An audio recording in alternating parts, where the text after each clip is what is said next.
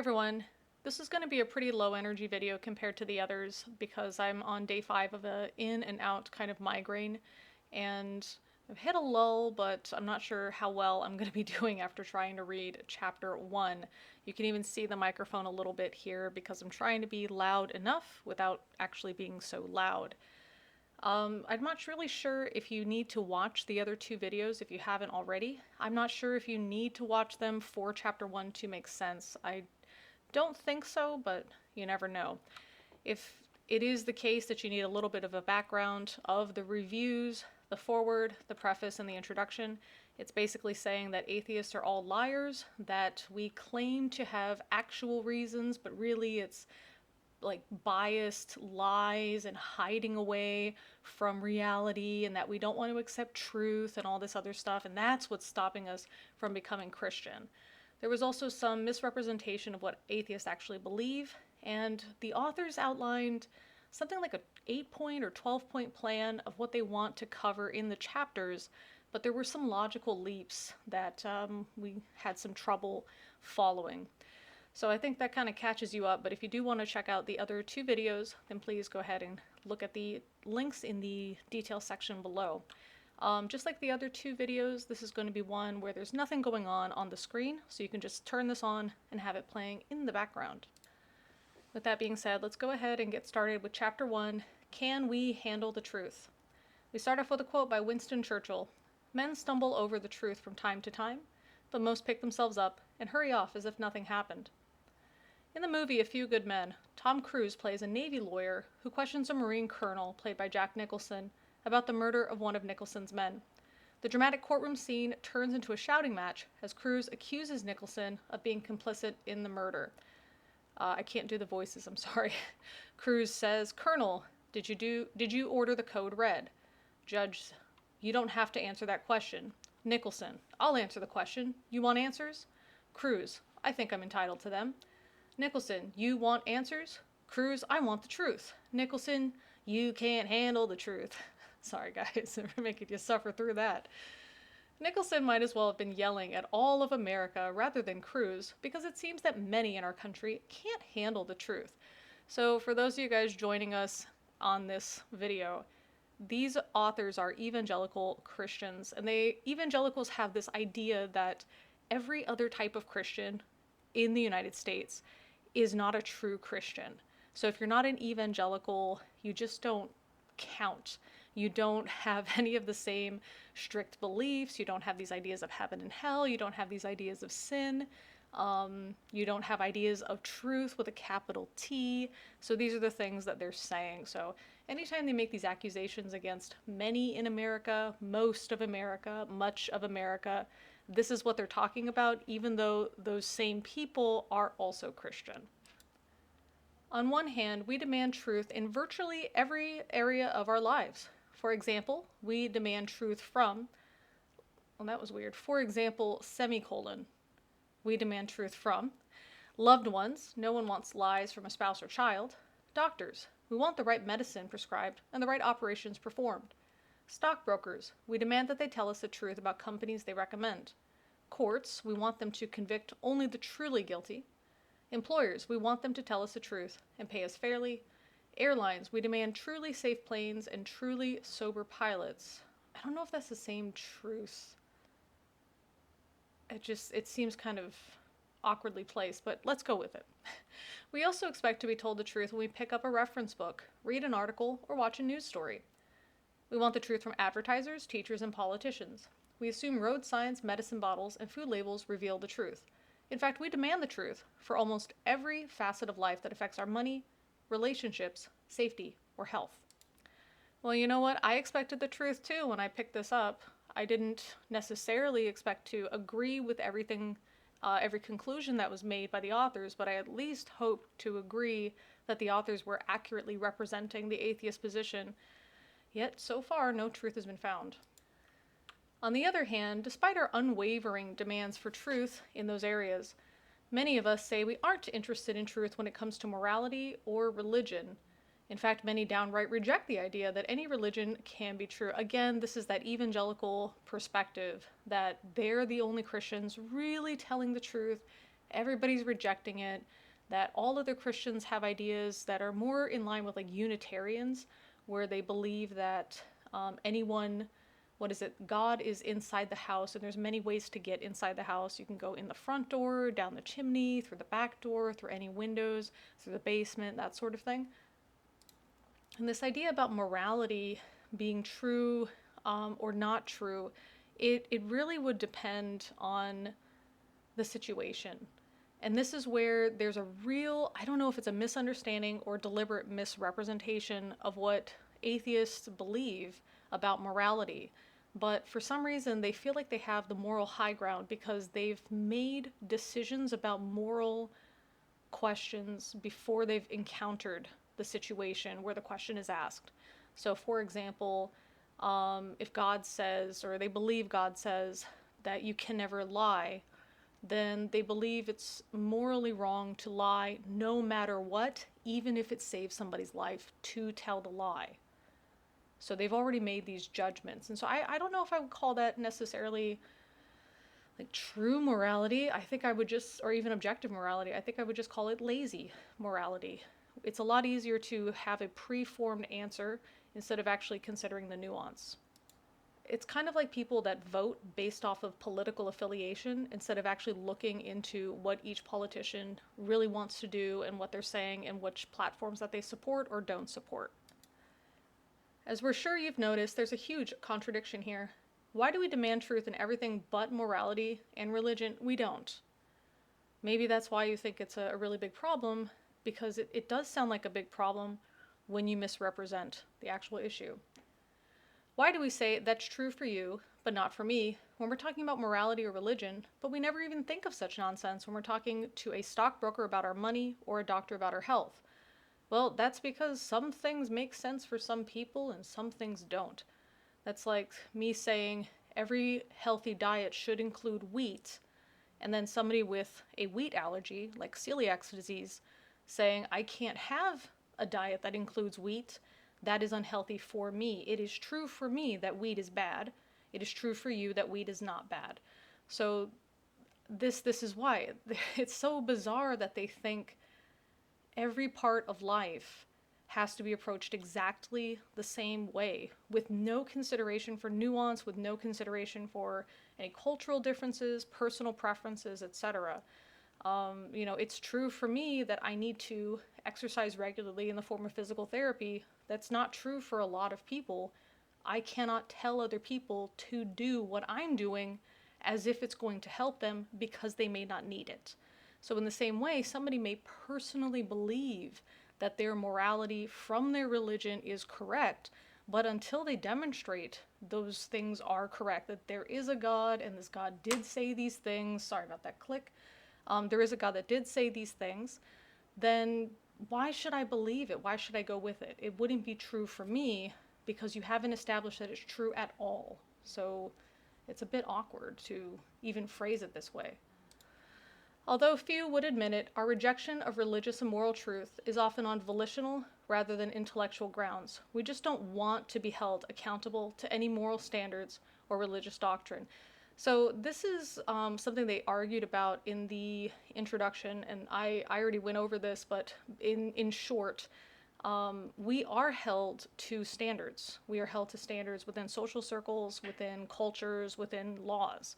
We are held to our own personal standards as well. I'm held accountable to myself. I'm held accountable to my loved ones, my friends, my coworkers, my students, etc. So this idea that, oh, I don't want to follow religion because I don't want to be held accountable to anything outside of myself, this is just a really incorrect way of viewing the world, and it kind of shows what they believe about morality, right? It shows what they believe as opposed to what's actually accepted. This is, again, another one of those things that you see in the pulpit. You see this at church for evangelical churches. They make these comments about atheists don't want to be held accountable. They want to sin, but they don't want to accept that they're going to hell, that sort of thing. That if they accept that God is real, they have to change their life and so on, which of course is pretty silly because, especially for those of us that started off Christian, I am safer sinning as a Christian because I'm saved, I can ask for forgiveness, and I still go to heaven even though I sin. So if all I want to do is sin and not necessarily quote unquote be held accountable, it actually makes more sense to stay Christian because I can just keep asking God for forgiveness, right? So that's a bit bizarre. And this is one of those things that, among many things, you're told in the church, and at least for me, it was the case that through my deconversion process, which took like 8 years, I was being exposed more and more to other people because I was really getting into this idea of like apologetics. I didn't know what it was called, but I really wanted to talk to non-believers and find ways to reach them for Christ. And in doing so, I had to actually listen to their concerns so I could address them. And I would start off with these comments that I heard from church, well, you don't want to be held accountable. Well, you don't want to have morals. You don't, you just want to sin, this, that, and the other thing. And it turned out it wasn't true. And the more that I found it wasn't true, the more I actually had to go reevaluate what my pastors were telling me. The more I had to go have conversations with the pastors to really dig into what the Bible was saying, to try to ask people who had a background in theology, what do these phrases mean? What do you say when this? And other ways to kind of address what the non-believers actually believe. And in doing so, this is what made me really question the truth that my church held.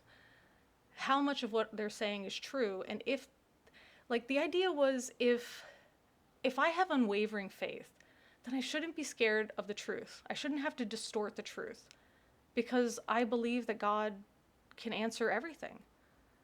And this is why I wasn't scared to talk to atheists.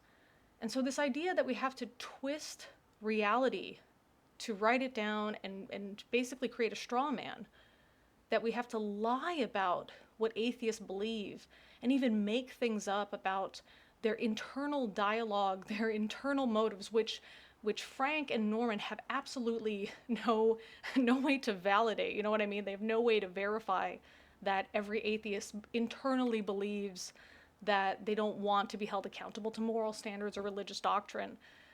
They're just making this up. Why?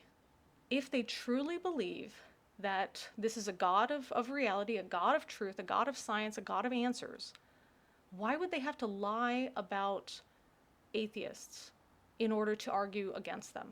They shouldn't need to do that. And this is where, again, it really started affecting my religious beliefs.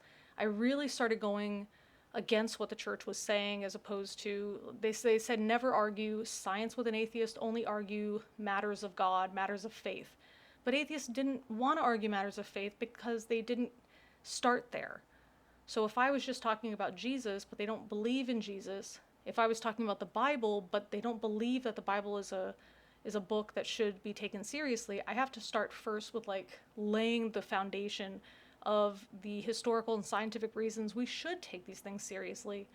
And then I can start presenting what is actually said in the Bible after we've established that the Bible is something we can listen to. So this was a big problem for me, was having to realize atheists were nothing like what my church said. In fact, they were pretty reasonable, not angry, not hateful. They just, for whatever reason, didn't believe because they just didn't find something convincing. They didn't hate God. They weren't sneaky and evil people. They were just really regular people. Some of them were great. Some of them were not great. Some of them were pretty average, just like the people I met in church. So moving on. So we blindly accept the self-defeating truth claims of politically correct intellectuals who tell us that truth does not exist. Everything is relative. There are no absolutes. It's all a matter of opinion. You ought not judge. Religion is about faith, not facts. Now, first of all, the idea of religion being about faith, not facts, that comes from religious people. That came from my church. They told us never to argue science, never to argue history and so on, only to argue faith.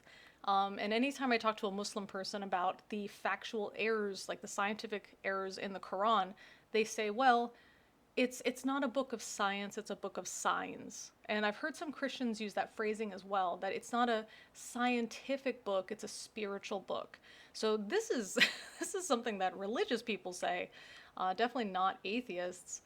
I mean, there are atheists who say that religion is not based in fact, but I think that's a different argument about Christians and Muslims saying that religion is a matter of faith. It is not a matter of fact. And so if there are factual errors in our religious books, it's because they need to be interpreted in a way that's like spiritually true as opposed to true in reality or true in a way that we can all objectively observe. So this idea about, they're going to have to then prove that nothing is relative, that there are absolutes, nothing can be a matter of opinion, we should judge. And I mean, even that, you ought not judge. I mean, that's really, again, on only some cases. And I go back to the idea that this is a very lazy way to think, where you make all your decisions before you come into these situations. Perhaps Augustine was right when he said that we love the truth when it enlightens us, but we hate it when it convicts us. Maybe we can't handle the truth. In order to resolve our cultural schizophrenia, what about this was... Now, first of all, this is not schizophrenia whatsoever. What do they think schizophrenia is? That's... I don't like that. I'm nearly finished with my master's in psychology, and I really don't appreciate when people misuse psych terms anyway, but this doesn't even make sense. If anybody can figure out what they're referring to here about cultural schizophrenia, because some people have a nuanced approach to social interactions, therefore we have cultural schizophrenia.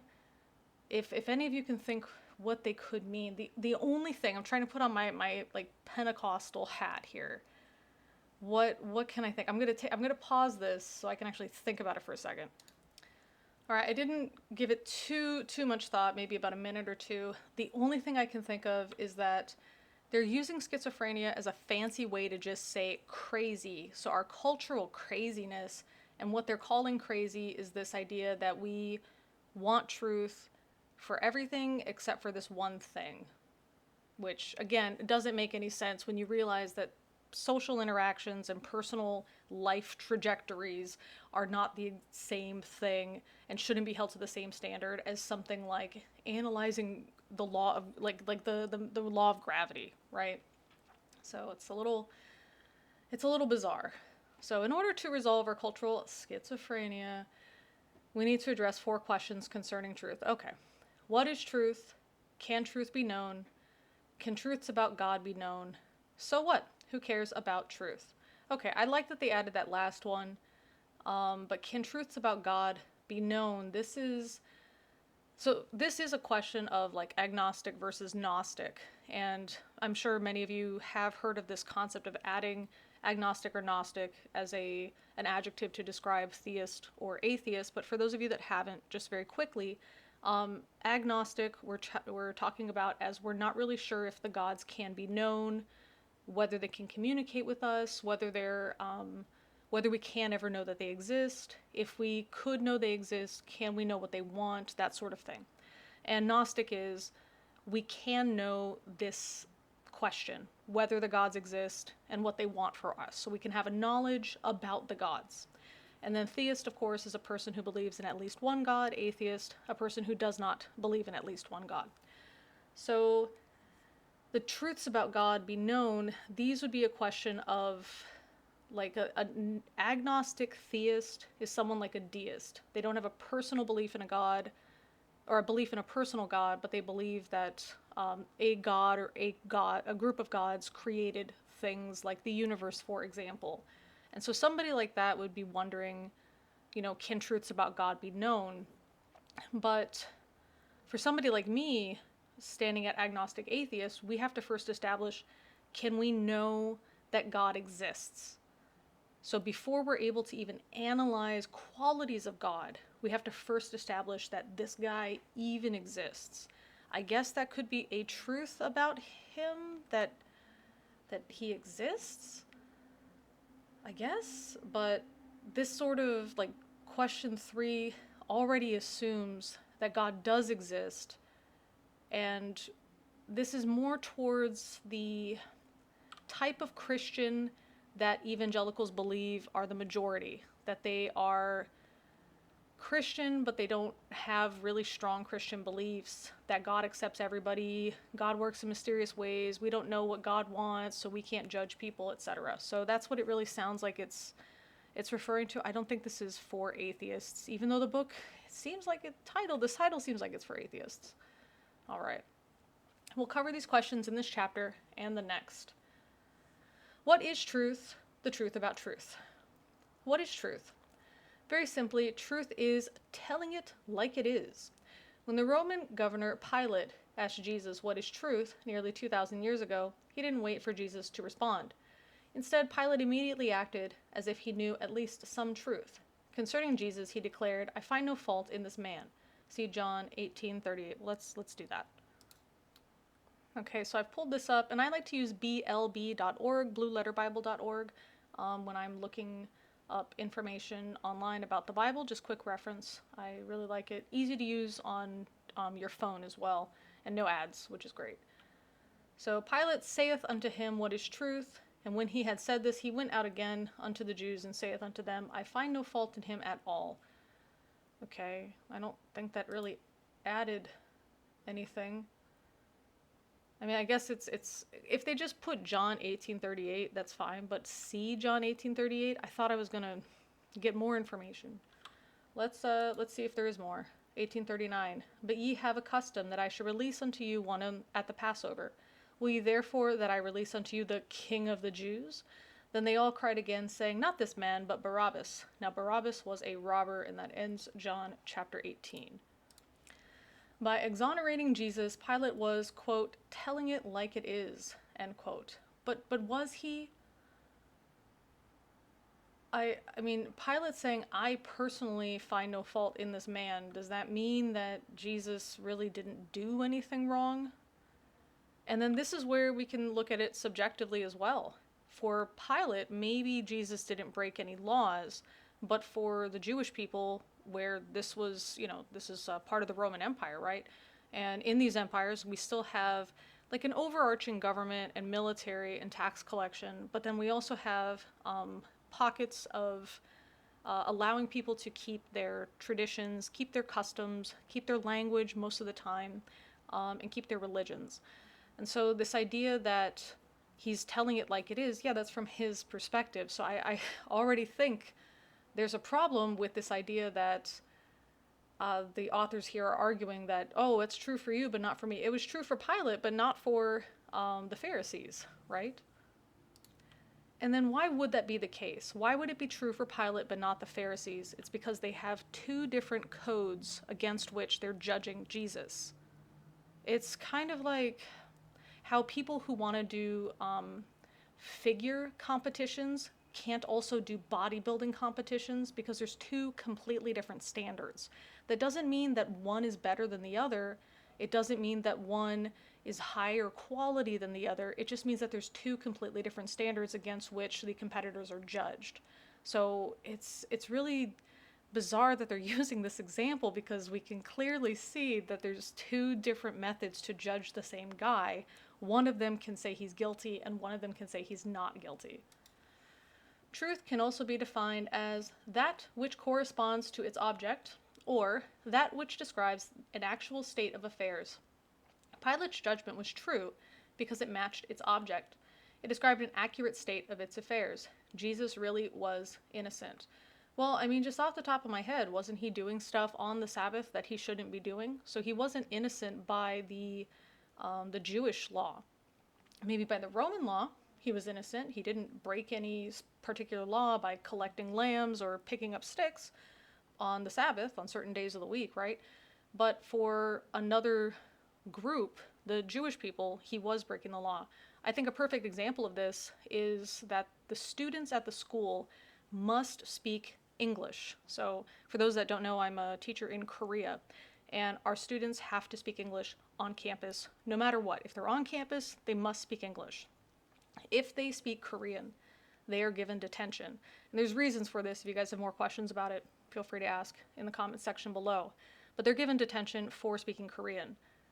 Does that mean they're given detention or some kind of fine, or that they're put in jail for speaking Korean off campus?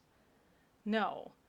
In fact, are they given any kind of punishment for speaking any language off campus? No. It's not against the Korean law to speak a language other than English. It's not against Korean law to speak different languages in public. But it is against the rules at the school. So we have a school within Korea that has different rules inside of the school than outside of the school. And so we can see if a student is in a certain place, in a certain context, they can get a punishment versus being in another place and in another context. And so this is, again, that idea that we have two different metrics against which we're judging the student. If we judge them against one, yeah, they're guilty. We judge them against another, they're not guilty. So this is a bad example. This really is a bad, and this is me with a 5-day migraine, just being able to pluck these off the top of my head. And that's the reason that I read these fresh, because I love the research that a lot of other atheist channels put into their videos, but it can give the impression that you need to do all this background research in order to correctly evaluate these types of books by apologetics or apologists. And I just want to show that even when you're stumbling over your words, you can still very clearly see the problems in these arguments. Contrary to what is being taught in many public schools, truth is not relative but absolute. I don't know which public school that teaches truth is relative as part of a course. I don't know. We teach how to think critically in a lot of courses, but there's no course that's just like, oh, truth is relative. We don't start off with, I pledge allegiance to relative truth. You know what I mean? If something is true, it's true for all people at all times in all places. All truth claims are absolute, narrow, and exclusive. Then I think the problem they're having is that maybe they're looking at the word too narrowly itself, right? Which is kind of bizarre because they gave like 3 different definitions of the word truth, but then they're not accepting an idea that there could be a definition of, like, a 4th definition of truth that actually totally fits exactly what they're arguing against. So to differentiate these, I refer to these as objective truth and subjective truth. There are things that are objectively true that we can all agree are the case for everybody. If you, as a human being, do not get enough oxygen, you will suffer brain damage, and then if this continues for a certain amount of time, you will cease to exist, right? That is objectively true. There's no nuance to it. There are some interesting cases of hypothermia and people having prolonged time periods where they're not breathing, but because they're in a state of hypothermia, they are able to avoid brain damage for a time period that normally would cause brain damage, which is pretty interesting. But if we still had left that person, cold and deprived of oxygen, they would perish, right? So that's a case that I would say is objectively true. Subjectively true, when it's cold outside, I get a migraine. This is not the case for most people. When the weather changes and becomes colder in the winter, most people do not experience migraines for multiple days. That's the case for me. Even other people that have migraines, there are things that trigger migraines and don't. Chocolate is a common trigger for migraines, and so is strong cheese, but for me, they're totally fine. Artificial sugar, that's another common trigger for migraines, but for me, completely fine. Some people claim MSG is a trigger for migraines. Again, for me, totally fine. So that would be an example of subjective truth. And if you got one to share in the comment section about subjective truth for yourself, yeah, I would love to read about it. So I think if we maybe present this concept to the authors, that there are things that are, like even with Frank Turek, there are certain haircuts that just look better on him than on other people, just because of his face shape. I don't know why I'm thinking of his haircut. I just am. Or certain glasses frames that will look better on him. Certain types of clothing. I mean, there's A-line skirts, A-line dresses look super great on me. Something with a peplum, absolutely terrible. So these, I would say, are subjective truths as well. And this is this the only problem that the authors have, is that they don't include one of those definitions of truth, and that's what they're arguing against? Just think about the claim, everything is true. Oh, this is a claim that they think that atheists and progressive, liberal, quote-unquote intellectuals, that this is what they're saying, that everything's true and everything's true for anybody and all truth is subjective. So that's why they're using this as a quote. That's not a claim that everybody makes. This is something I haven't heard anything or anybody claim other than Christian apologists.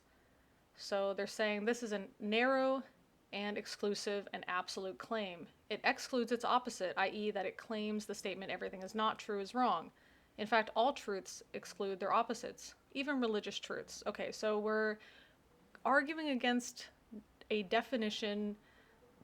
So this is one thing that's kind of a problem when people are talking about vocabulary. We want to care about the meaning, not the word. We don't really care about how you're interpreting the word. We care about the meaning. And I think this is something that I really have to deal with as a teacher who's teaching in English to Korean students. I was talking about the Roman Empire and how it was spreading from a republic to an empire. And one of the words I wanted to use was submission and submit, like to bend to somebody else's will.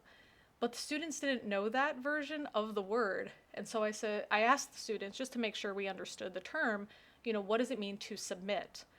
And the students said, oh, it means to turn in, like to submit their homework. Oh, okay, we can't use that. So I had to come up with another way to say it. It means to agree that someone is above you, or to be under somebody, to let someone have power over you, that kind of thing. So the vocabulary itself wasn't important. What was important was the concept. And this is where I think they're having a problem. They're really focused on, well, I'm defining the word this way. And when I define it this way, this makes sure that they are wrong. So therefore they are wrong. But they're not actually considering what's really being said. They're just looking at one of the words, deciding that another definition doesn't fit. Therefore, that's the whole argument. And that's a really bad way to debate. This became comically clear when a number of years ago I, Norm, debated religious humanist Michael Constantine Kolenda. One of the many atheists I debated. He was one of the few who actually read my book, Christian Apologetics, prior to the debate.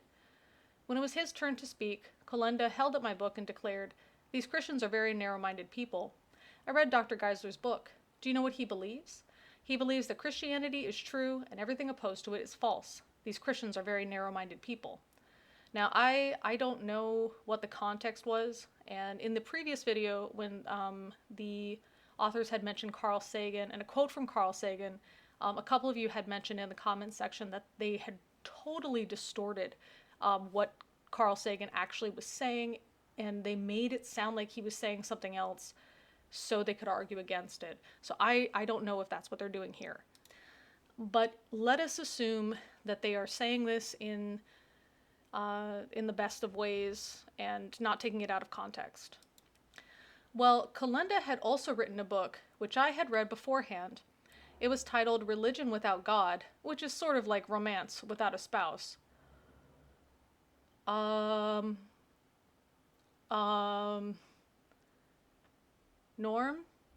you know you can be romantic to a person who's not your spouse, right? What? I don't know what he's trying to imply here, because it is the case. It is true. It is a fact that you can be romantic with people who are not your spouse.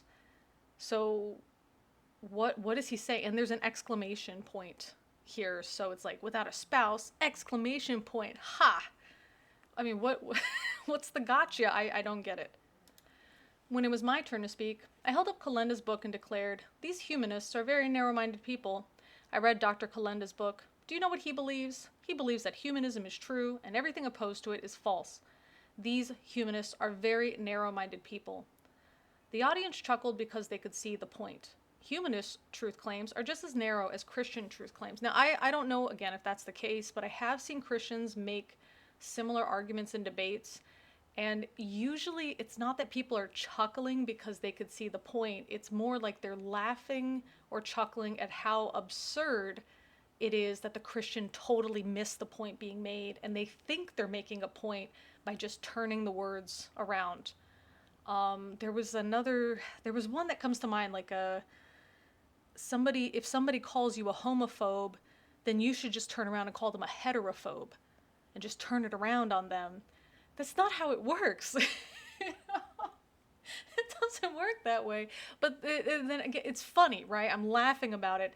And so if I was in the audience that day laughing about this, he would think, haha, she's laughing because she knows I'm right. She gets the point. No, I'm laughing because you didn't get the point. I mean, did he ask the audience if they got the point? No, he's just assuming, no, they agree with me. Wow, I don't think Norm is realizing he's telling on himself. Yeah, I don't think he's realizing this. For if H, humanism is true, then anything opposed to humanism is false. Likewise, if C, Christianity is true, then anything opposed to C is false. I mean, I guess, but it really depends. What is humanism as defined by Dr. Kalenda? Is it the idea that,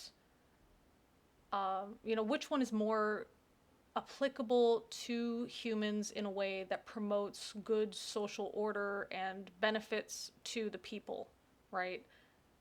That's a question to ask. For example, it is true that most children love to eat way too much sugar. But just because it's true, it doesn't mean it's good to allow them to eat a bunch of sugar. It is also the case that too much sugar can cause harm to their teeth, it can cause harm to other parts of their body. So even though it is true that they like something, that doesn't mean that it's necessarily promoting good social order if we just allow it to happen. So, for example, Christianity here would be liking too much sugar. Just because somebody believes that Christianity is true, that doesn't mean that it's going to be healthful for people in terms of like their mental health or social health.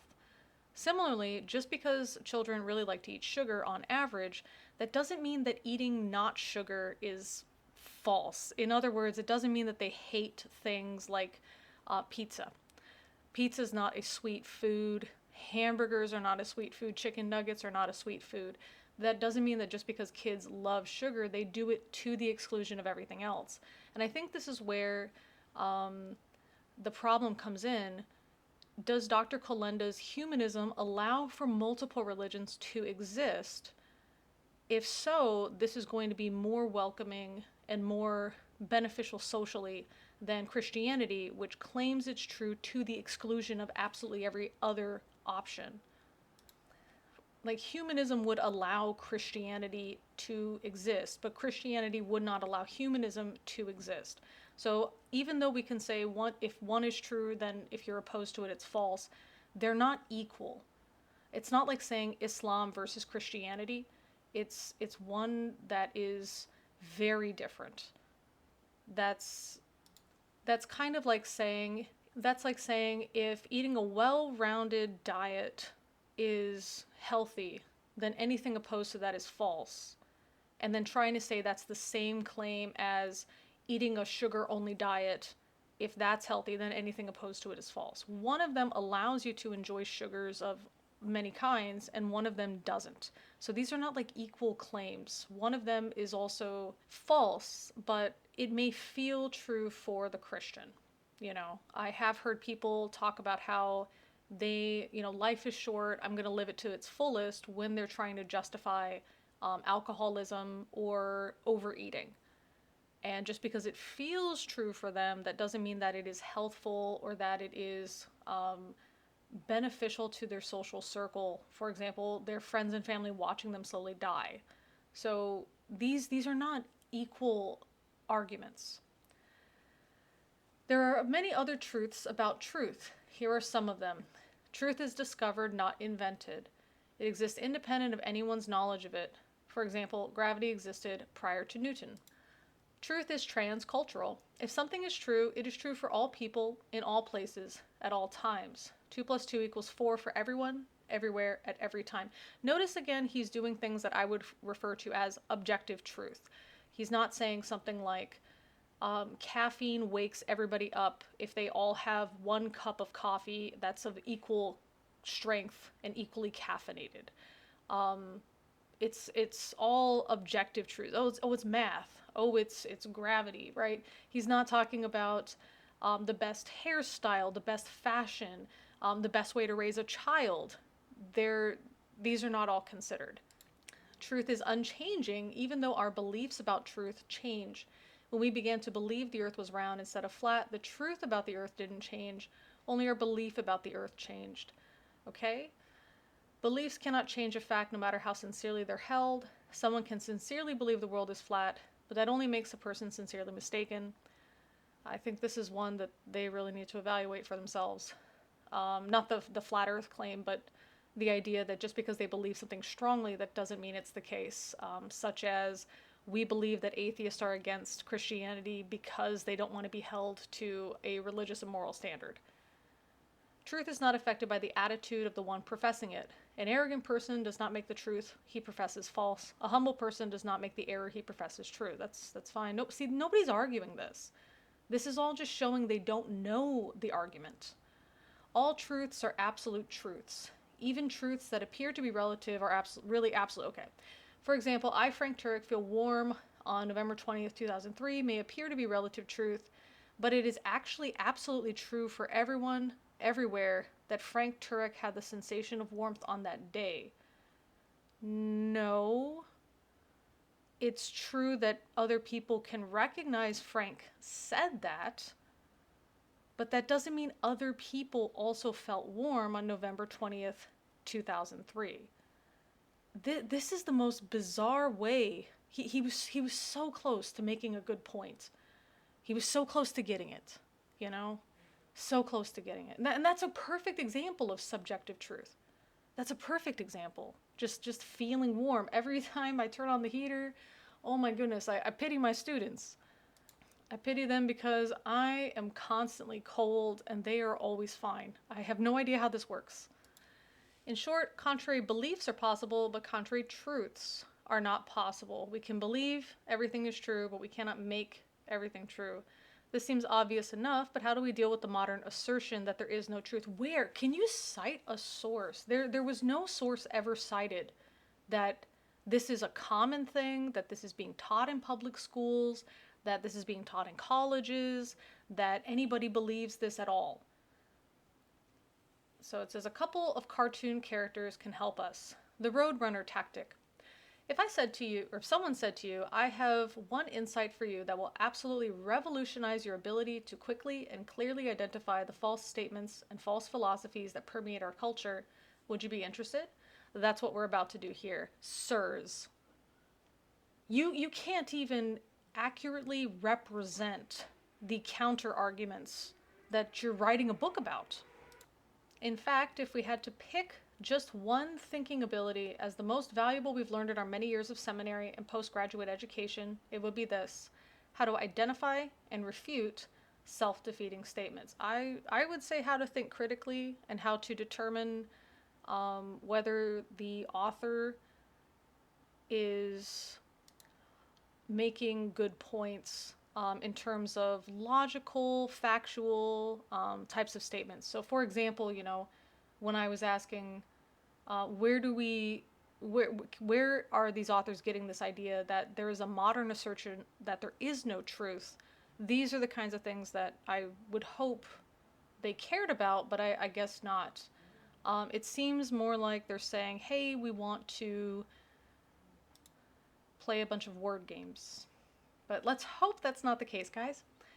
An incident from a recent talk radio program will demonstrate what we mean by self-defeating statements. This just reminds you guys remember News Radio? That was a good show. The program's liberal host, Jerry, was taking calls on the subject of morality. After hearing numerous callers boldly claim that a certain moral position was true, one caller blurted out, Jerry, there's no such thing as truth. I, Frank, scrambled for the phone and began to dial furiously. Is this where Frank got this from? That there was one caller blurting out, there's no such thing as truth, and then that's it? He thinks, oh yeah, everybody believes this. This is a cultural issue. It's a modern phenomenon. Oh boy. So Frank dials furiously. Busy. I wanted to get on and say, Jerry, to the guy who said there is no such thing as truth, is that true? I never did get through. And Jerry, of course, agreed with the caller, never realizing that his claim could not possibly be true because it was self-defeating. So again, I think this is either, I don't know if it's made up, I don't know if it's taken out of context. I do know that it is not like a peer-reviewed article. I know that this is not curriculum for public schools, something that I really wish Frank would actually provide that evidence for, because he's making a lot of claims about what people believe today, and so far this is the closest thing that we've seen to a source. But even still, a recent talk radio program, liberal host named Jerry. What? So even if we know which program he's talking about, he's not identifying, the date which this was aired. He's not talking about anything else that was in the program, so somebody who knows the show could be like, oh yeah, I remember this, I can go find it. So this isn't even a good enough source, I would say. So I guess my question about truth is, Frank, is any of this true? Because we have to trust that Frank is now accurately recalling what was said, and that Jerry, whoever he is, just blindly followed whatever this one caller, there's no such thing as truth, and then that was it. There was no additional commentary from the caller, and Jerry just, of course, agreed with the caller, the end, and that was it. We have to trust that Frank is telling the truth. And I don't mean this about, like, by Frank being a liar, but so far, part of the problem that I identified, I think it was in the second video, was that if they're going to misrepresent some really basic atheist arguments, how can we trust the rest of what's in this book? If this is stuff that I can look at and say, where are you getting this? This is completely false. This is a lie. And if it's not a lie, then you don't understand what is actually being said, and yet still decided to write a book on a topic you have no knowledge of. I am now questioning everything here. This is why we need these sources. Something I tell my students is that you can feel something is true. You can, it may be true that you've learned about something in the past, but you have to provide the actual source for it, because who are you? Are you an archaeologist? Are you a geographer? Are you a historian? No. So your word doesn't really mean anything. You have to take the words of other people who actually did this research and present it, so somebody who is reading this can say, okay, this makes sense, and if I have any questions about this, about these findings that the student compiled, I can go look at them from the source myself.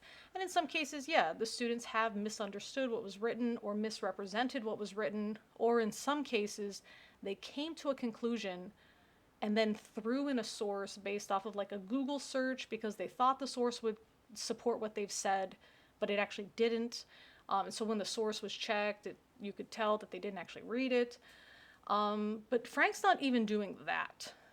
If I'm going to give Frank a grade, the most I can give him here, just based off of my grading system, is 60%, because he doesn't include any actual sources. I mean, does this count as a source? A recent talk radio program with a liberal host named Jerry. A caller says a thing, I stopped listening, and then I ran to the phone, and of course Jerry, because he's a liberal, of course he agrees with this thing. This is so bizarre. A self-defeating statement is one that fails to meet its own standard.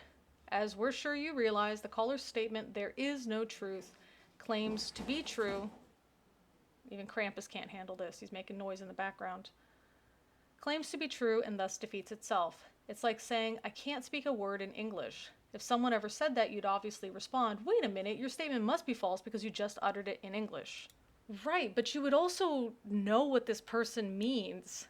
If they say, I can't speak a word in English, you would understand that they're saying, I do not speak English fluently. I don't speak enough English to understand what you're saying. I don't speak enough English to make a statement or to make my case. That's what they're actually saying. They may phrase it a certain way, but you know what they're really saying. And I think this is the big problem. They don't like the way it's phrased.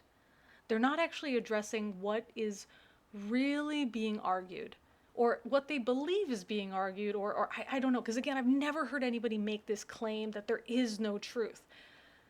Maybe somebody did, but so far Frank hasn't given me any reason to take him at his word, and he hasn't, for some reason, he hasn't really provided any evidence, any sources, unless he's referring to something that he already knows, that supports his side, such as that Bible verse, or these different quotes from different people that are making statements that he feels support something he's saying.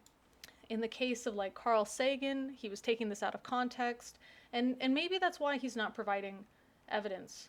Maybe this didn't happen, maybe it didn't happen the way he's saying it did, or maybe he's taking it out of context, like significantly. Maybe the caller blurted out, Jerry, there's no such thing as truth because, and then Frank ran to the phone and dialed, and it was busy and didn't actually hear what the person was saying. And maybe Jerry agreed with the caller's actual argument that Frank didn't hear. You know what I mean? So he's not even giving us the opportunity to check that anything he's saying is true because he's not giving us any references. A self-defeating statement is one that fails to read its own standard. Okay. Self-defeating statements are made routinely in our postmodern culture, and once you sharpen your ability to detect them, you'll become an absolutely fearless defender of truth. Yeah, but hyperbole also exists, Are these self-defeating statements or untrue statements because they're hyperbolic? The meaning of somebody saying, oh my gosh, I'm literally starving to death as we speak. They're not saying they're actually malnourished to the point that they're going to drop dead any minute. They're really saying, I'm very hungry. And by pretending that everything is super literal, I think they're really shooting themselves in the foot here. No doubt you've heard people say things like, all truth is relative and there are no absolutes.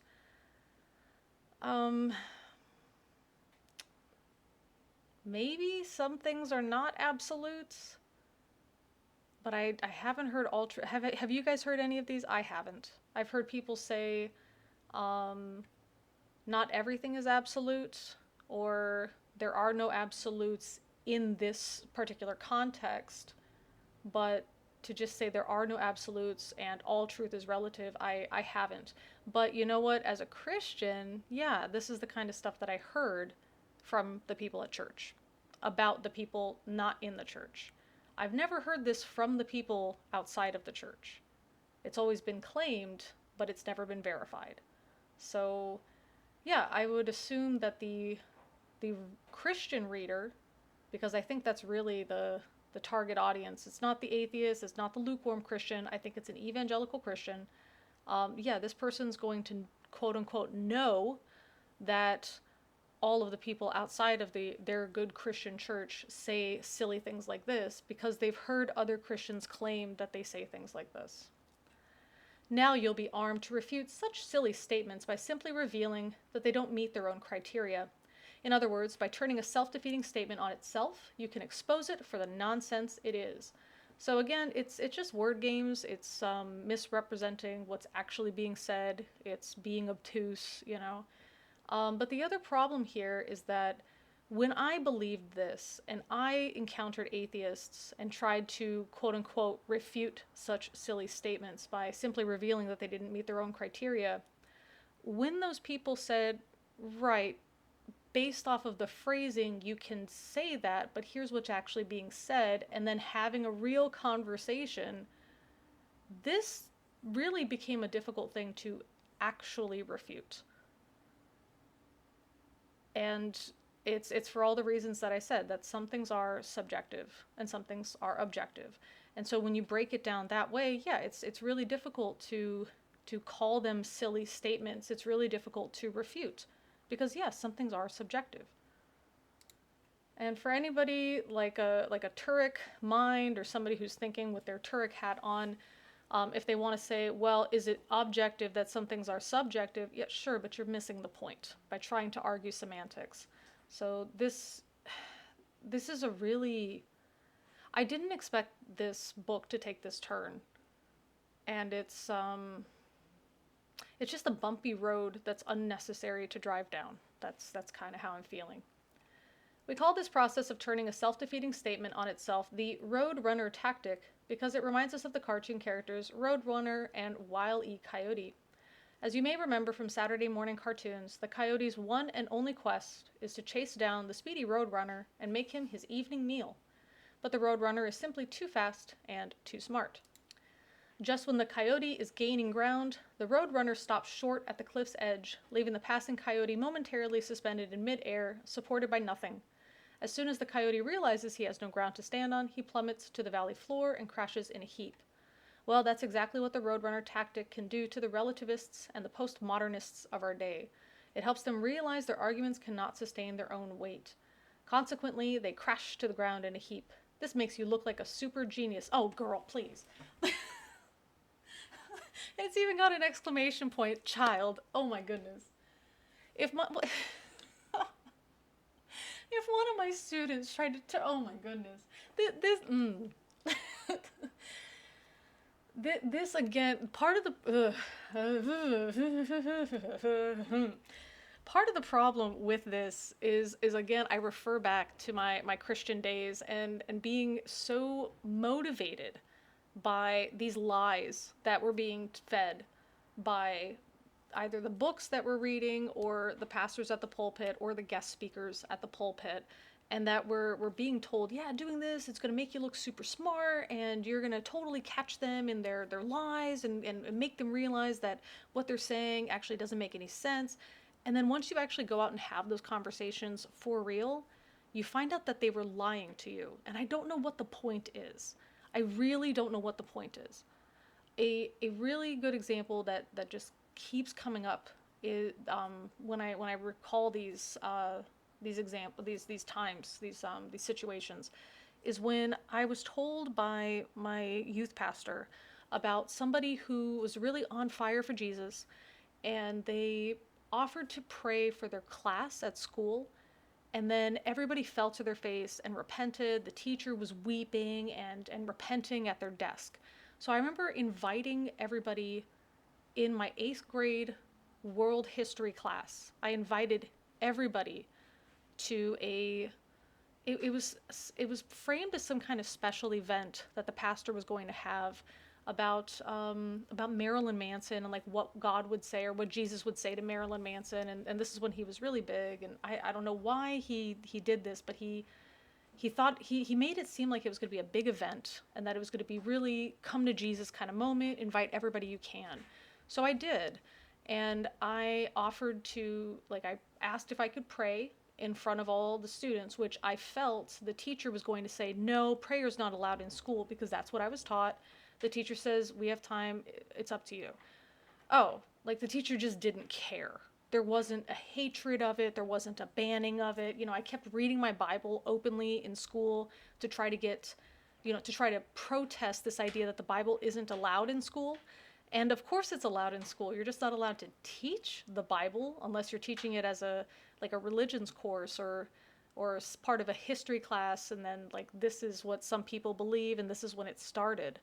But I was doing all this stuff because I was told certain things would happen, and those things didn't happen. After I finished praying, I looked up and everyone was either just kind of blankly staring at me, just didn't care, waiting for the bell, or they were doing some other thing, packing their bags, drawing, talking to somebody. They just didn't care.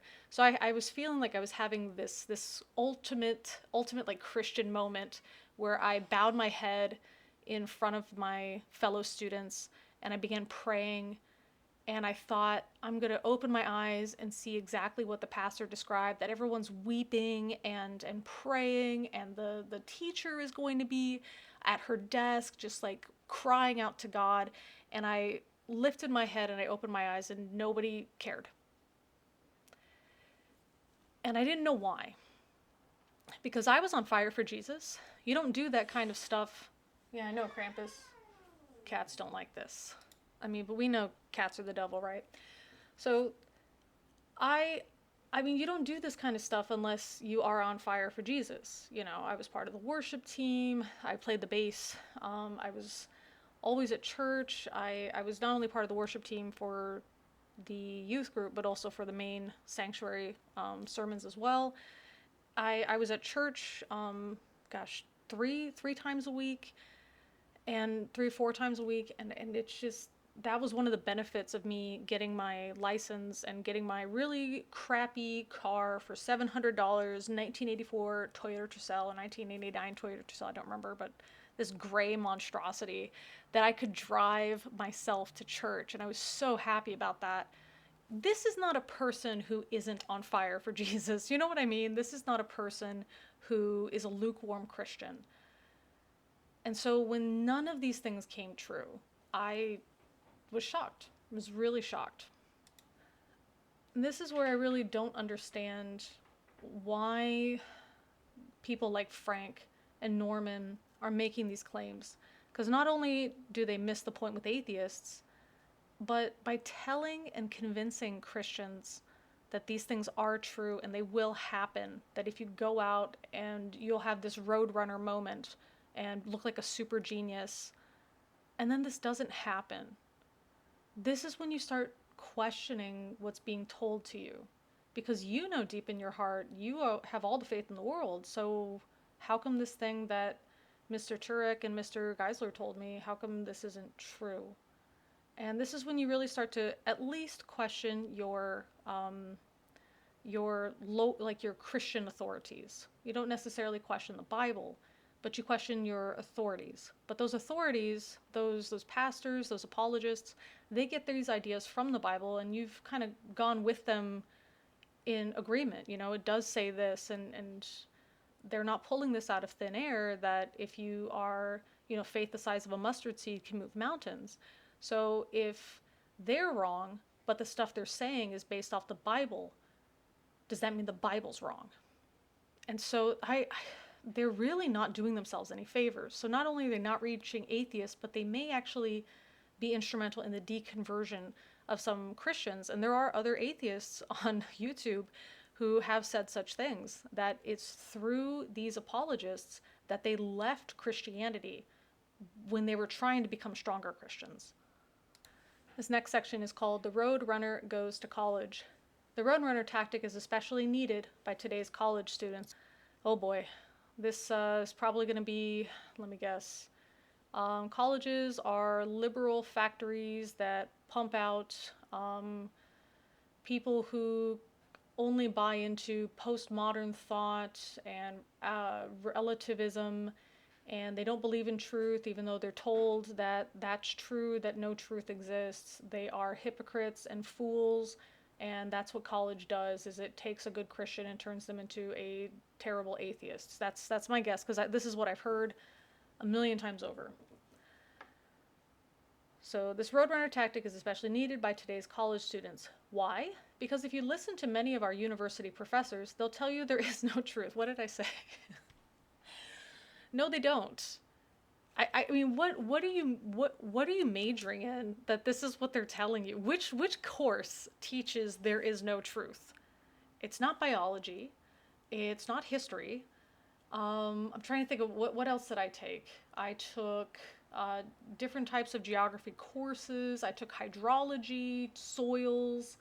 I took the history of like design for cities.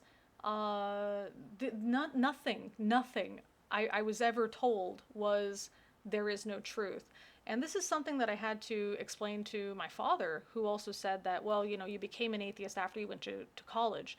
I didn't. I became an atheist because I attended college, and then I went to the military, and then I attended college again. So it was much later, and there was nothing in any of these courses that taught me to be atheist.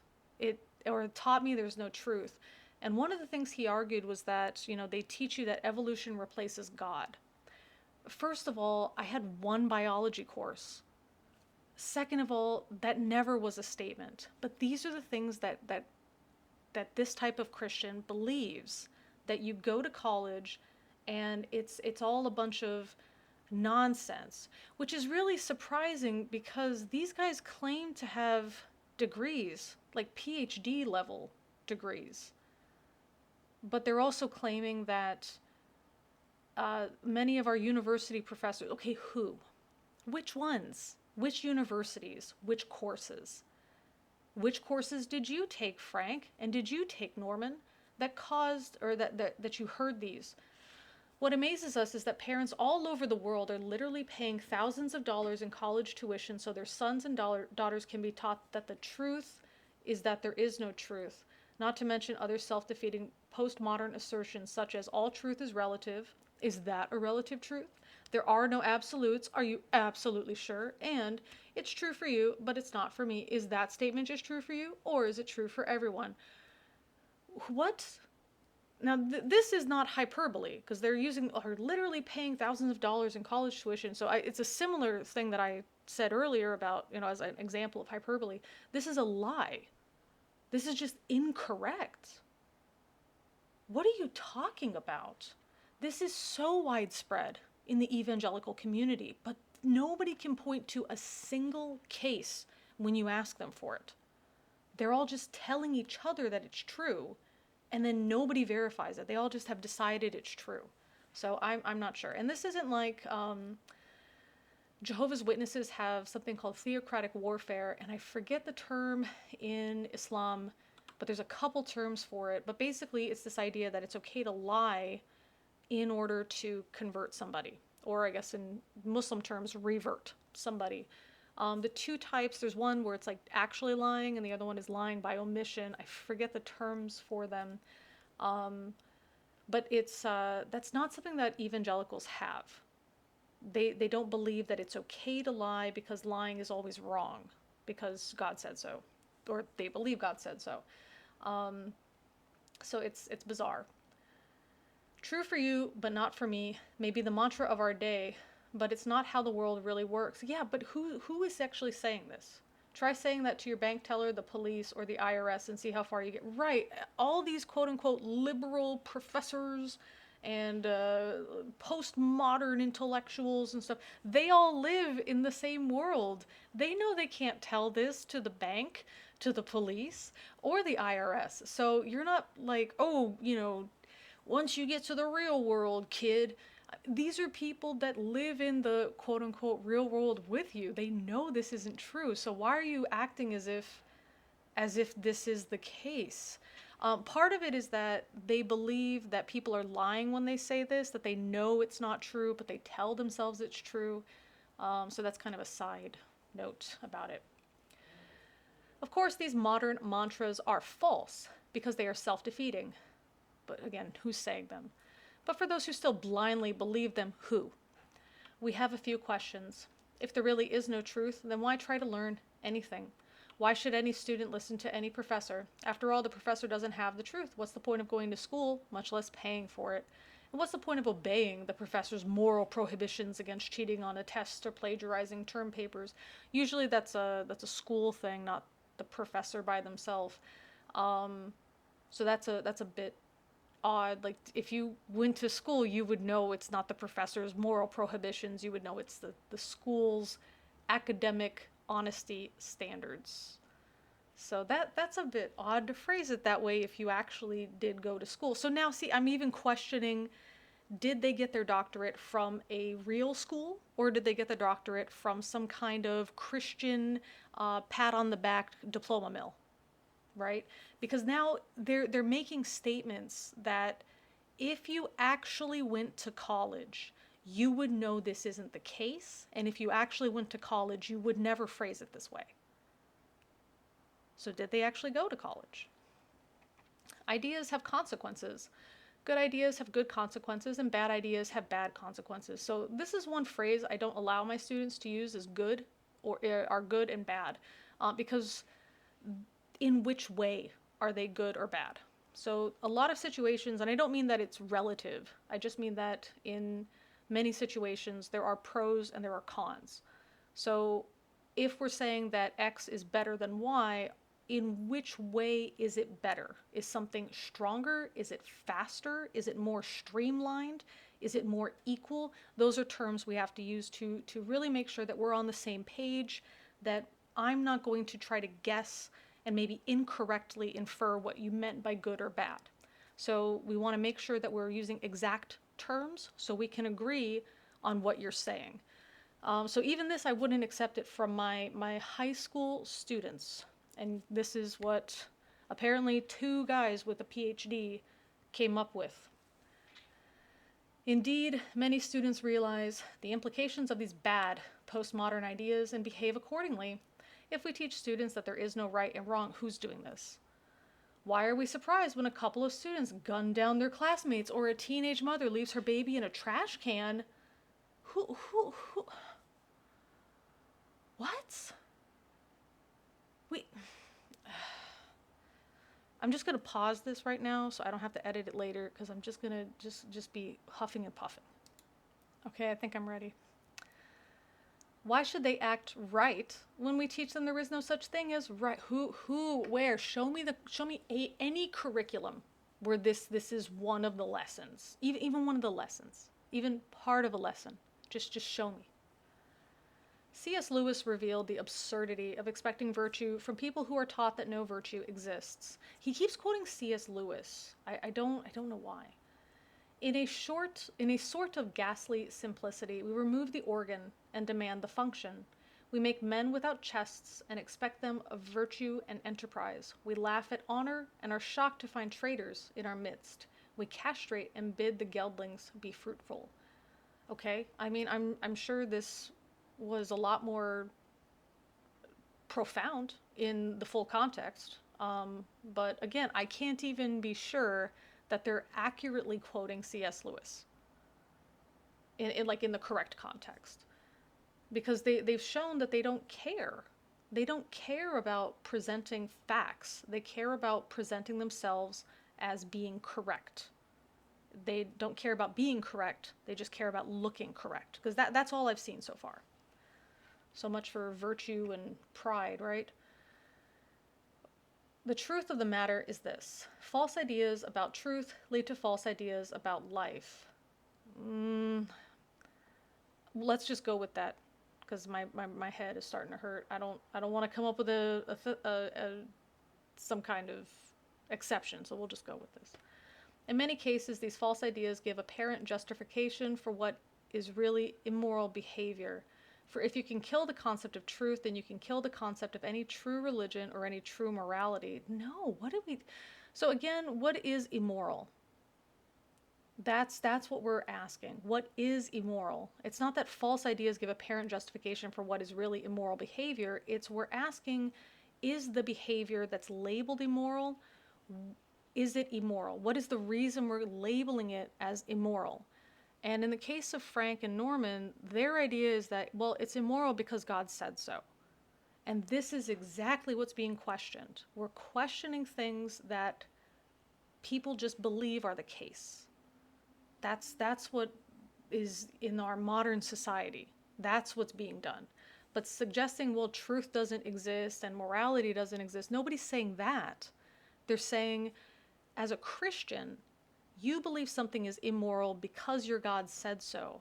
However, let's look at the actual social impact of following or not following this level of, or this line of morality.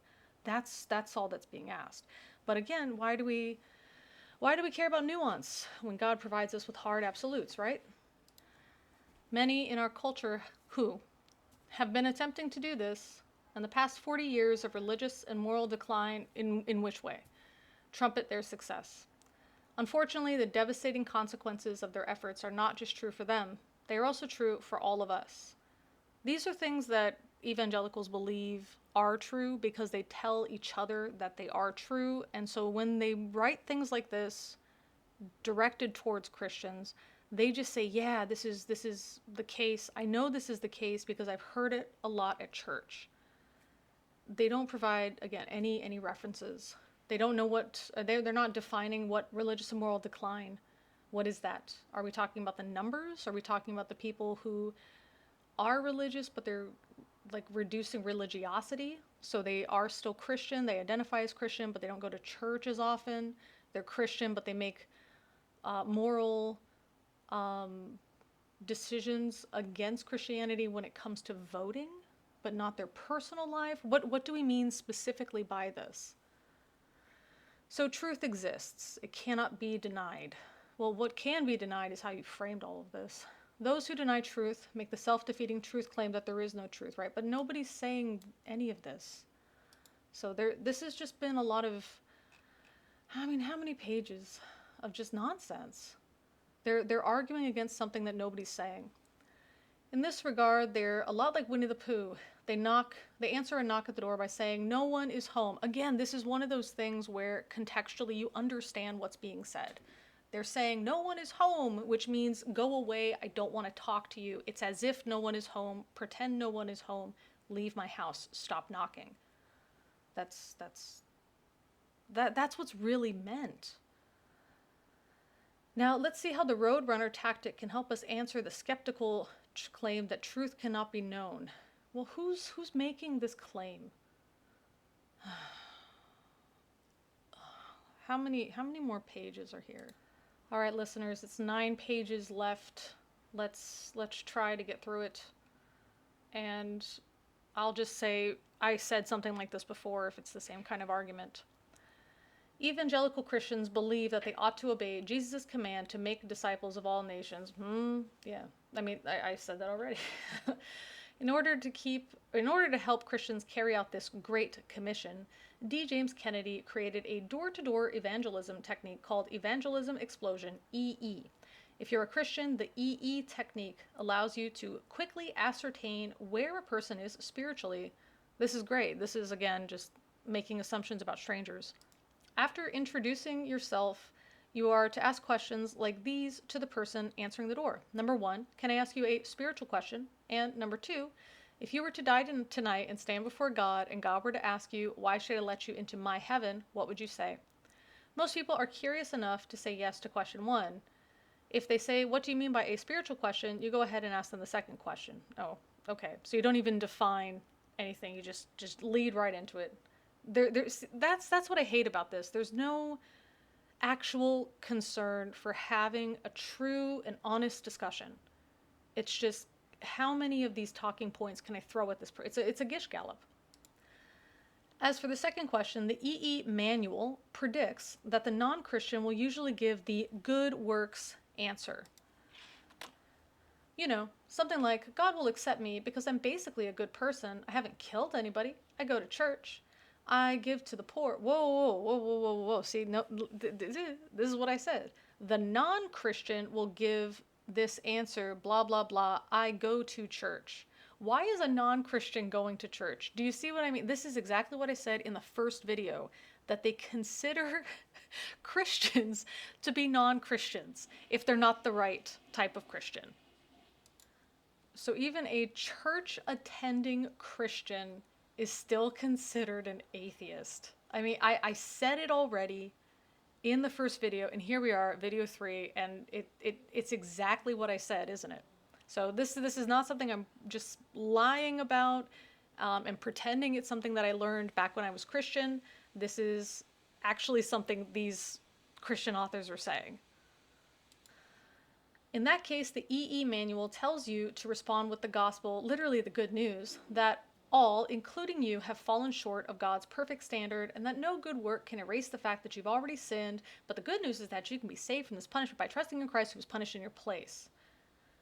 While this technique has been very successful, define success. What do we mean? That people don't slam the door in your face, that they convert, that they go to your church? What do you mean by successful? What do you mean by very? What percentage of people? Do you see what I mean? This is so ill-defined. These guys both claim to have doctoral degrees. You would think they would know how to create something that sounds compelling, right? It's like a compelling piece of writing that's, I don't know, backed up by references. Some non-Christians do not respond to the two questions as expected. Yeah, they're people, and you can't just have a manual for how they react. For example, one evening I, Norm, decided to take EE to the streets, along with a fellow member of my church. Here's how it went. Knock, knock. Who's there? A man came to the door. I stuck out my hand and said, Hi, my name is Norm Geisler. This is my partner, Ron, and we're from the church at the end of the street. I'm Don, the man replied, his eyes quickly sizing us up.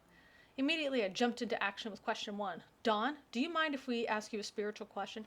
Now, one thing that I do wonder about this is why we're framing it this way, where we're telling this story. He could have just said, I decided to take to the streets with a fellow member of my church, and the person responded in this manner.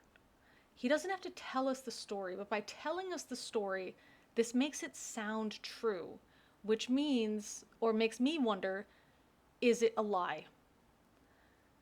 You know, it's something in like police interrogations, when the person is telling a huge, long, rambling story about something, adding in all these details that nobody would have asked about, that the point could have stood alone, but they're adding in all these unnecessary details, a man named Don and all this other stuff.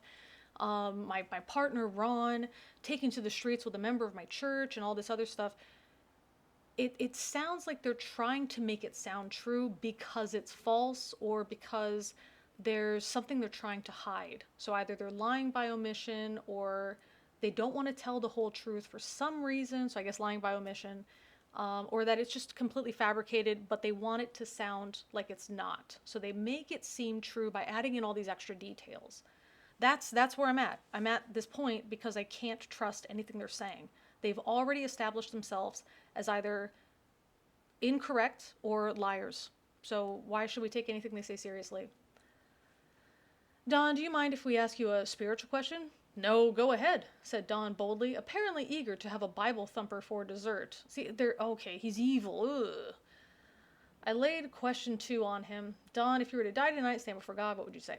Don snapped back. I'd say to God, why shouldn't you let me into your heaven?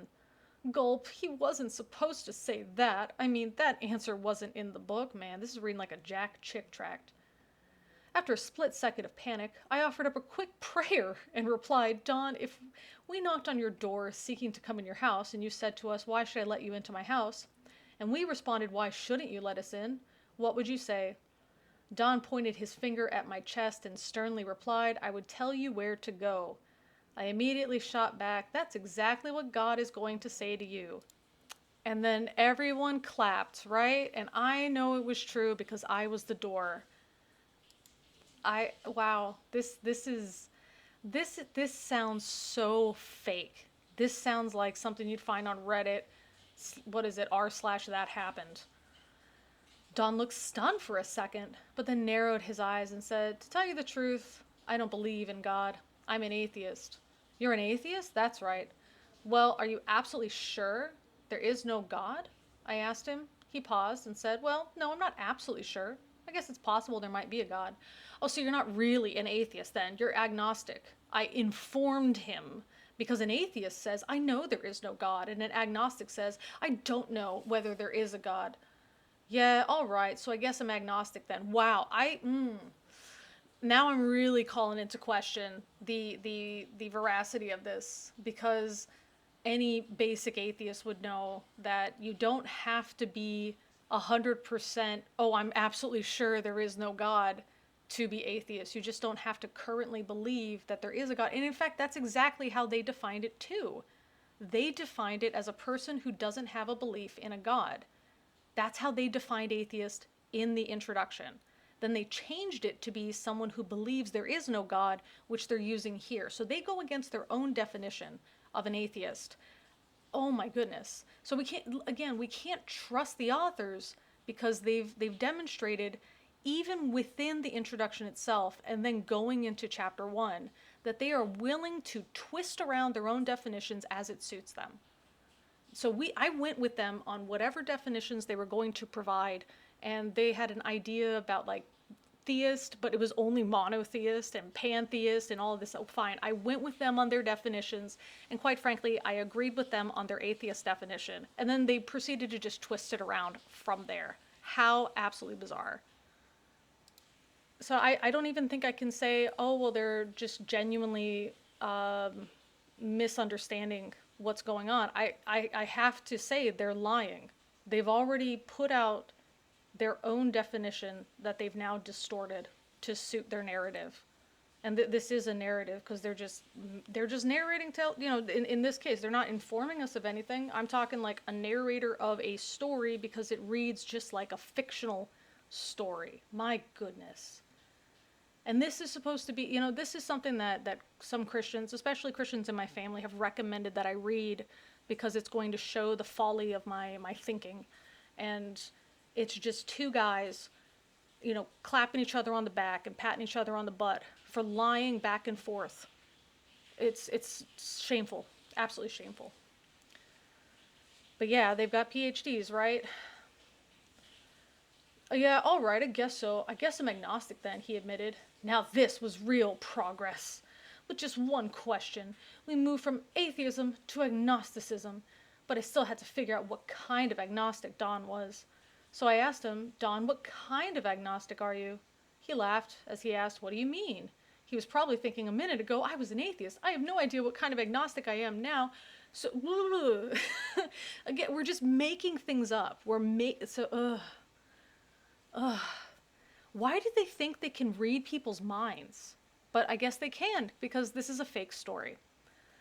Don, there are two kinds of agnostics, I explained. There's an ordinary agnostic who says he doesn't know anything for sure, and then there's an honorary agnostic who says he can't know anything for sure.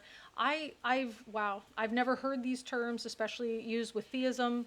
I already told you guys about how agnostic and gnostic are used when we're talking about theism and atheism, so this is ridiculous. Don was sure about this. He said, I'm the honorary kind. You can't know anything for sure. Recognizing the self-defeating nature, let me guess, he's going to ask, do you know that for sure, Don? I unleashed the Roadrunner tactic by asking him, Don, if you say that you can't know anything for sure, then how do you know that for sure? Give me my PhD in apologetics, Dr. Dan Levin. That's it. That's it. PhD in apologetics right here from the Frank Turek School of Nonsense. Looking puzzled, he said, well, what do you mean? Oh my God, no, we didn't. Explaining it another way, I said, well, how do you know for sure that you can't know anything for sure? I could see the light bulb coming on, but decided to add one more point.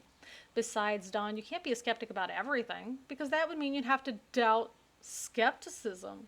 But the more you doubt skepticism, the more sure you become. He relented. Okay, I guess I really can know something for sure. I must be an ordinary agnostic. So again, this is just a guy who doesn't, if it's true, because it's not, but if it's true, it's a guy who didn't put any thought into what he believes, and he's just going along with two definitions presented to him.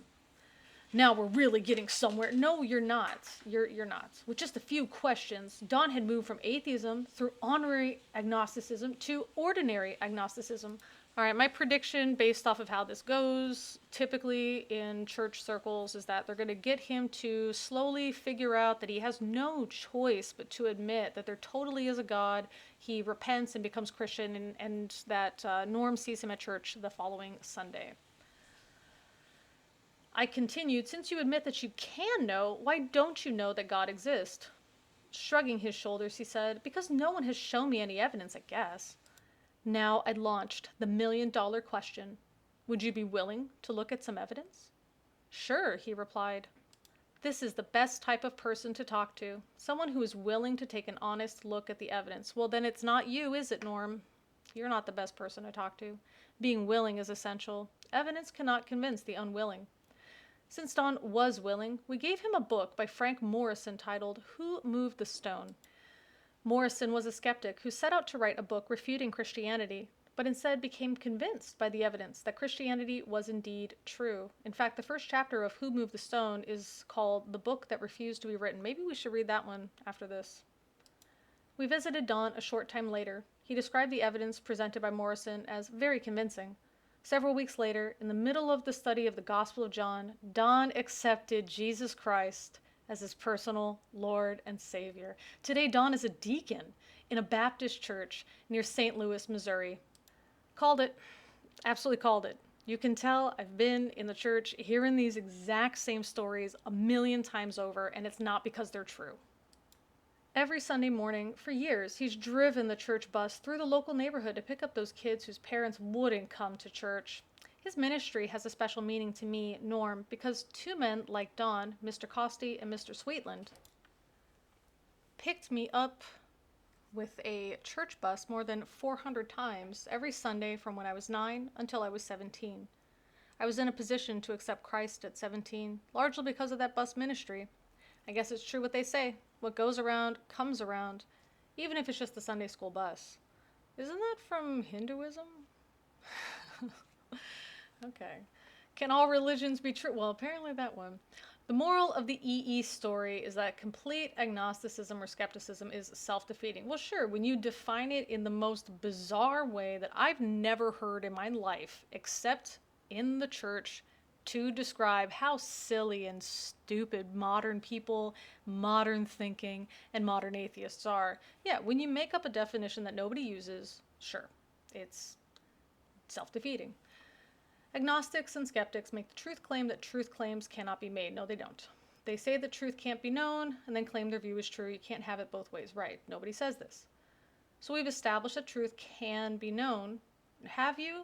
No, you didn't. You just said you made up something that nobody says, argued against the thing that nobody says, and said, aha, we've established our case. You didn't establish your case. You argued against a case that doesn't exist. That's not the same as establishing your case. Another example of this is that when flat earthers argue against the globe Earth, when flat earthers try to argue that the Earth is flat, they don't argue the Earth is flat. They argue against the Earth being a globe.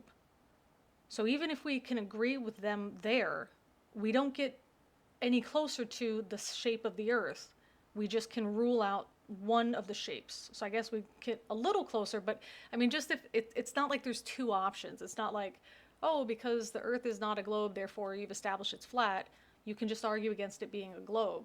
So you can argue against a case that nobody makes because you've designed it to be stupid and easy to argue against. You didn't therefore prove your case. You've just argued against nonsense. You didn't prove anything. You didn't establish anything. In fact, it's undeniable, but so what? Can't all religions be true? Unfortunately, it's not just the secular world that's confused about this question. Even some church pastors have trouble with it. Seminary professor Ronald Nash heard a good example of this. He told us of a student who went home to Bowling Green, Kentucky for Christmas a couple years ago. Bowling Green, that's where one of the TCAP episodes was filmed.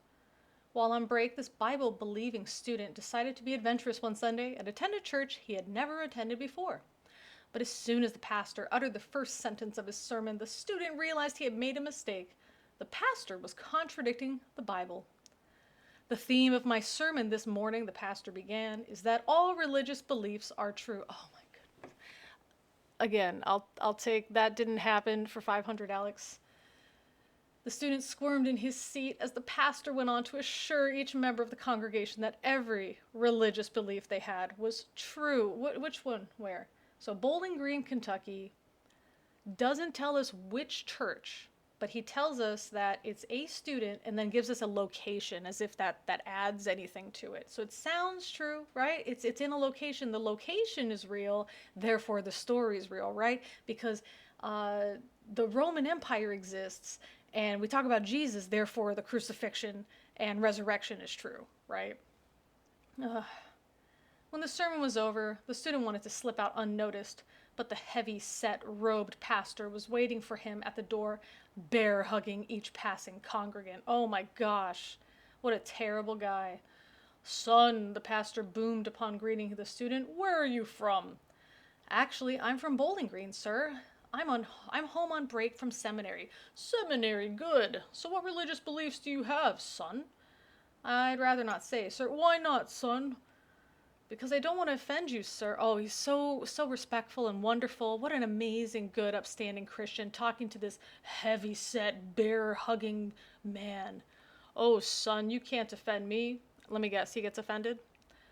"Besides, it doesn't matter what your beliefs are. They're true." So again, who says this? Have they met people? Have you ever met a person? "So, what do you believe?"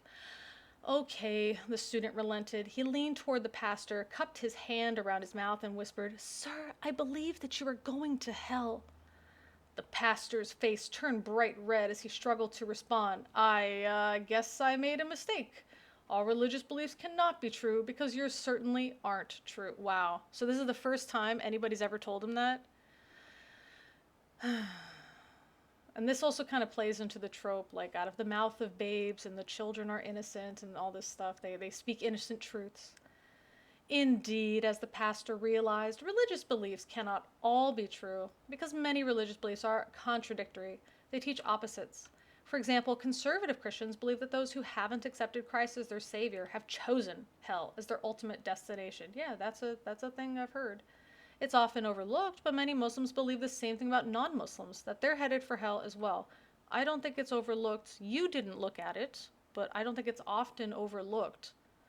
I don't think any atheist or Christian or other religion that's not Islam, I don't think any of those people overlook it when they're living in a Muslim country. But because you, Frank, and you, Norman, personally don't think about it, well, it's easily overlooked for everybody else on the planet, right? And Hindus generally believe that everyone, regardless of beliefs, is caught in an indefinite cycle of reincarnation based on works. Well, I mean, you can get out of this cycle. Like, that's part of it, but alright. These contradictory beliefs can't all be true. In fact, world religions have more contradictory beliefs than complementary ones. The notion that all religions teach basically the same thing, that we ought to love one another, demonstrates a serious misunderstanding of world religions. While most religions have some kind of similar moral code because God has implanted right and wrong on our consciences, we'll discuss that in Chapter 7, they disagree on virtually every major issue, including the nature of God, the nature of man, sin, salvation, heaven, hell, and creation. Think about it, the nature of God, the nature of man, sin, salvation, heaven, hell, and creation. Those are the biggies. Here's a few of the big differences. Jews, Christians, and Muslims believe in different versions of a theistic God. While most Hindus and New Agers, they don't ever define New Agers, by the way, believe that everything that exists is part of an impersonal pantheistic force they call God. Many Hindus believe that evil is a complete illusion, while Christians, Muslims, and Jews believe that evil is real. Christians believe that people are saved by grace, while all other religions, if they believe in salvation at all, teach that some kind of salvation by good works. The definition of good and what one is saved from varies greatly. Oh, okay, so there's nuance and it's not absolute. Okay. These are just a few of the many essential differences. So much for the idea that all religions teach basically the same thing. Great, but this whole thing, isn't this for atheists? Like, how many atheists really argue this? Truth versus tolerance. While most religions have some beliefs that are true, not all religious beliefs are true because they are mutually exclusive. They teach opposites. In other words, some religious beliefs must be wrong. But you're not supposed to say that in America today. You're supposed to be tolerant of all religious beliefs. Yeah, because until they can demonstrate that they're true, they're just beliefs. Until you can provide evidence that you have the right answer, the correct answer, the factual answer, they're just beliefs. That's why. And as long as you aren't causing harm, mental, physical, or emotional, to somebody else with your beliefs, nobody cares. That's the reason you have to be tolerant. I don't agree with it. I don't think that you're correct, but what am I supposed to do? You're allowed to have an opinion. You're allowed to have your beliefs. And in our culture today, tolerance no longer means to put up with something you believe to be false. After all, you don't tolerate things you agree with. Tolerance now means that you're supposed to accept every belief as true. Again, citation needed. In a religious context, this is known as religious pluralism, the belief that all religions are true. There are a number of problems with this new definition of tolerance. Again, which atheist are you talking to? First, let us say that we're thankful that we have religious freedom in this country, and we don't believe in imposing religion legislatively. Let's look at our book, Legislating Morality. We are well aware of the dangers of religious intolerance and believe that we should accept and respect people who have different religious beliefs. No, you don't. Don't lie. Don't lie. You already lied. Like, why are you lying? Why you always lying? Come on. But that doesn't mean that we personally ought to embrace the impossible notion that all religious beliefs are true. Since mutually exclusive religious beliefs cannot be true, it makes no sense to pretend that they are. In fact, on an individual level, it can be dangerous to do so. If Christianity is true, then it's dangerous to your eternal destiny to not be Christian. Likewise, if Islam is true, then it's dangerous to your eternal destiny to not be Muslim.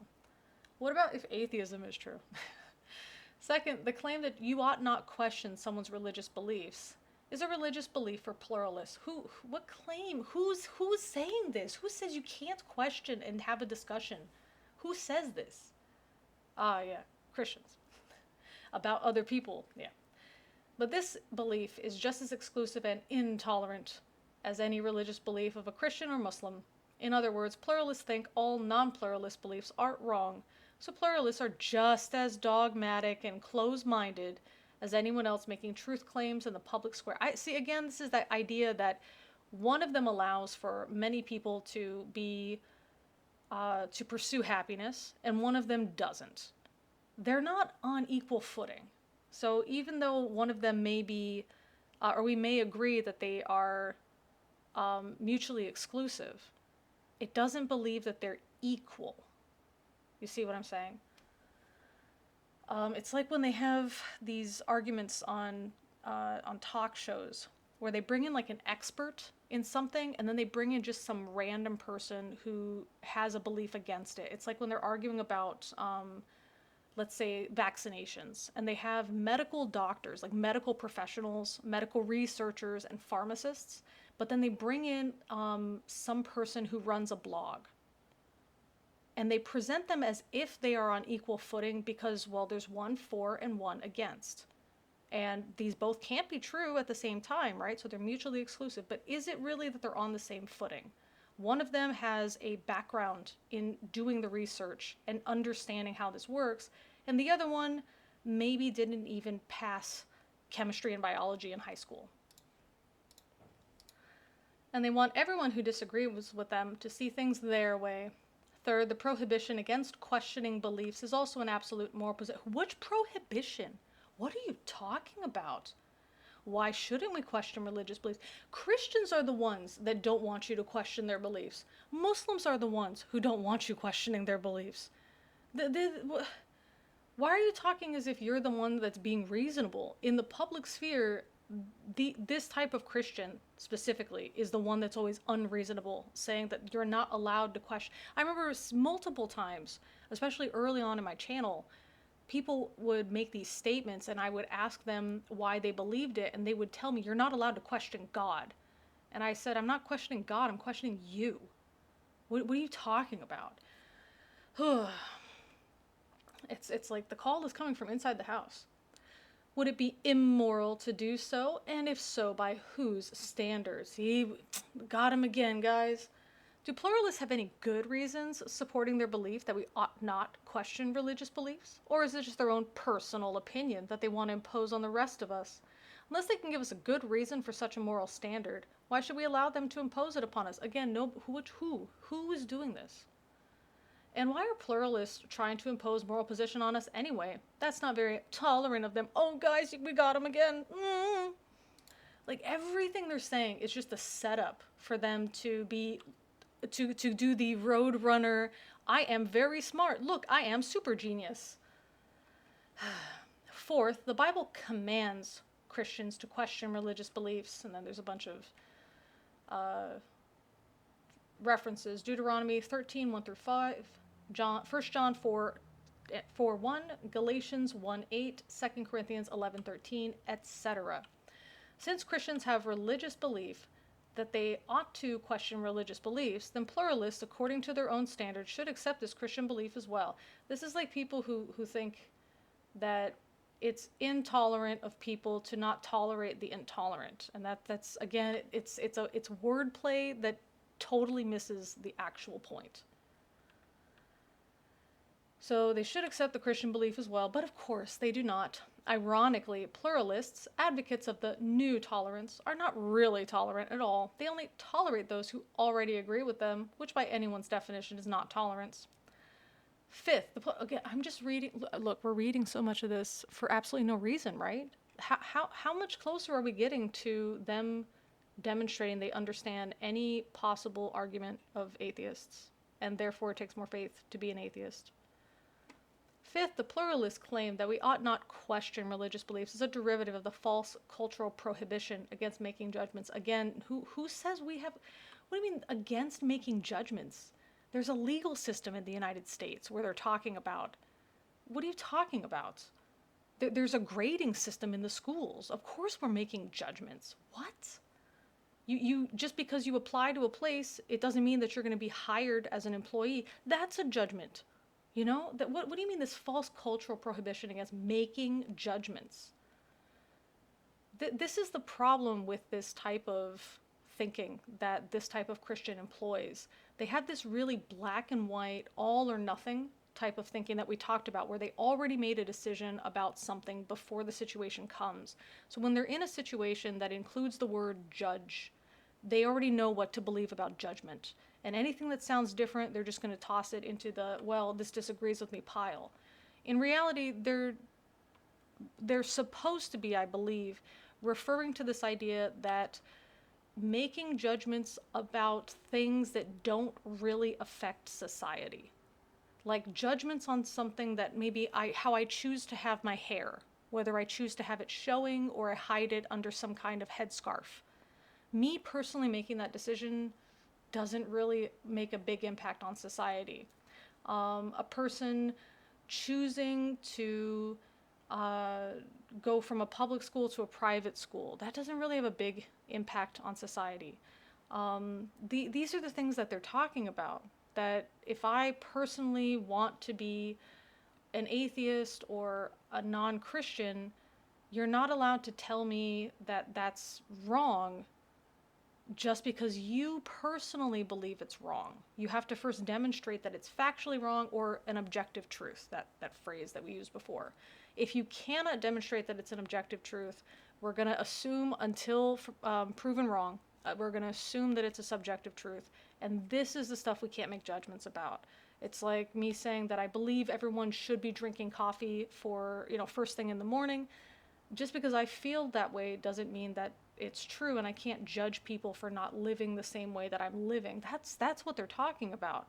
It's not a whole blanket statement of, yeah, you're not allowed to make judgments whatsoever. Because again, legal system, school system, etc. Loans. Some people, they apply for a loan, they can't get a loan. This is a type of judgment.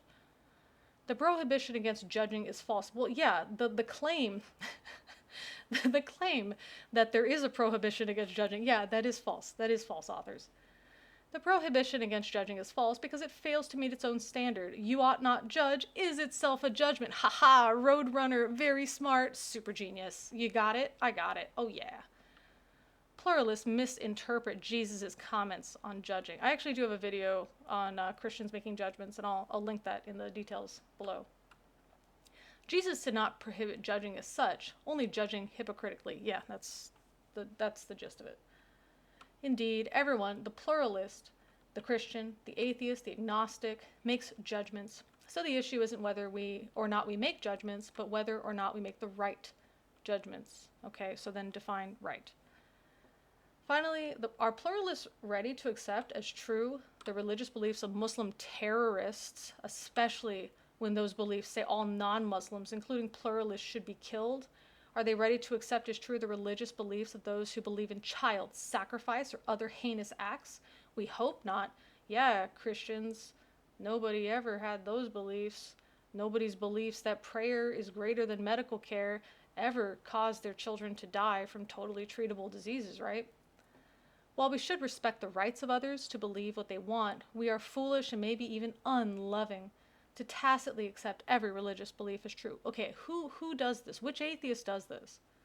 Why is this unloving? Because if Christianity is true, then it would be unloving to suggest to anyone that their opposing religious beliefs are true as well. Affirming such error might keep them on the road to damnation. Instead, if Christianity is true, we ought to kindly tell them the truth, because only the truth can set them free. Well, please start. Can we start with any true statements at all? Can we just do that? Once I was blind, but now I see. What does the vast plurality of religious beliefs tell us about truth in religion? At first glance, it might appear that the existence of so many contradictory beliefs just reinforces the elephant parable we mentioned in the introduction, namely that the truth in religion cannot be known. But exactly the opposite is the case. To refresh your memory, in this parable, an elephant is being examined by 6 blind men. Each man feels a different part of the elephant and thus reaches a different conclusion about the object in front of him. One grabs the tusk and says, this is a spear. Another grabs the trunk and says, this is a snake, blah, blah, blah, blah, blah. You guys know what it is. This reads like they're trying to meet a minimum word count. These blind men are said to represent world religions because they each come to a different conclusion about what they're sensing. Like each blind man, we are told, no one religion has the truth. Religious truth is relative to the individual. It is subjective, not objective. Oh, okay, so you know those terms. You just don't like them. All right. Well, this may seem persuasive until you ask yourself one question. What's the perspective of the one telling the parable? Let's see. The one telling the parable, he appears to have an objective perspective of the entire proceeding because he can see that the blind men are mistaken. Exactly. In fact, he wouldn't know that the blind men were wrong unless he had an objective perspective of what was right. All right, prediction. God is the objective viewer. That's the prediction. So if the person telling the parable can have an objective perspective, why can't the blind men? They could if the blind men suddenly could see. They too would realize they were originally mistaken. That's really an elephant in front of them and not a wall, a fan, or a rope. We too see the truth of a religion. Unfortunately, many of us who deny there's truth in religion are not actually blind, but only willfully blind. We may not want to admit that there's truth in religion because that truth will convict us. That's not the case. How many people really choose to live a lie because the lie is more comfortable? I mean, how many people really do that? But if we open our eyes and stop hiding behind the self-defeating nonsense that truth cannot be known, then we'll be able to see the truth as well. And not just the truth in areas where we demand it, money, relationships, health, law, etc., but truth in religion as well. What about truth in accurately representing atheists and addressing their concerns instead of just a chapter 1 about nothing, comma, made up nonsense that you guys argued against? As the blind man healed by Jesus said, once I was blind, but now I see. The skeptic may say, wait a minute, the elephant parable may be a bad parable, but that still doesn't prove that truth in religion can be known. You've proven that truth can be known. No, you haven't. But not necessarily truth in religion, sure. In fact, didn't David Hume and Immanuel Kant disprove the idea of truth in religion? I didn't think that. Did any of you think this?